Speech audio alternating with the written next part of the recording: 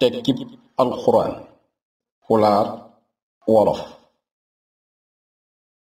suuratul faatiha simoore udditirnde saaru ubbiteli ki ko tekki ci wolof Gorgui Diaw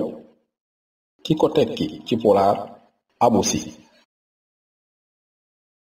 bismillahi rrahmani rrahim e inde Allah jurumdeero jurmotooɗo ci turu yàlla yërëmaakoon bi jaglewaakoon bi alhamdulillahi rabbil alamin jettooje ngoodani Allah jom bindi xeeti cant yépp ñeel nañu yàlla mi boroom àddina si arrahmani rrahim jurumdeero jurmotooɗo yërëmaakoon bi jaglewaakoon bi maliki yawmi ddin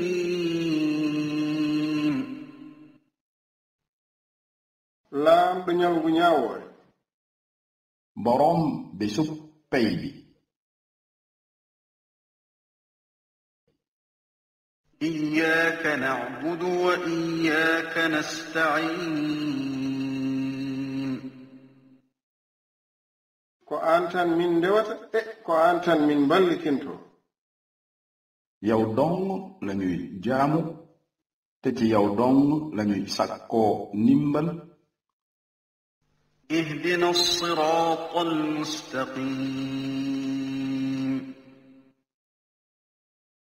hando min e laawol poccingol gindinu jëmenu ci yoon wu jub xocc wi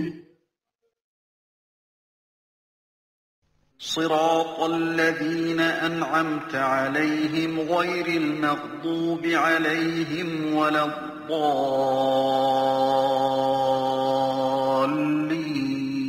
الضالين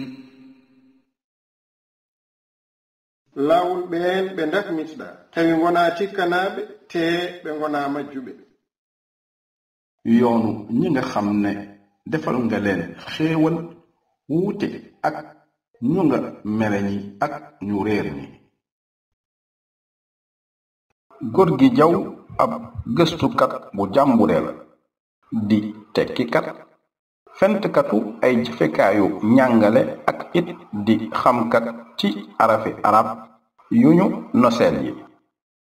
xereñ na ci fent ay jumtukaay yu njàng ci làkki réewum Sénégal ay gëstoom ñoo ngi jëm ci xarala njàngalin wi turalin wi tabaxinu baat bi ak tabaxinu kàddu gi waaye itam ci ñaari nostek mbindum Sénégal araf yu lateñ ak yu arab yi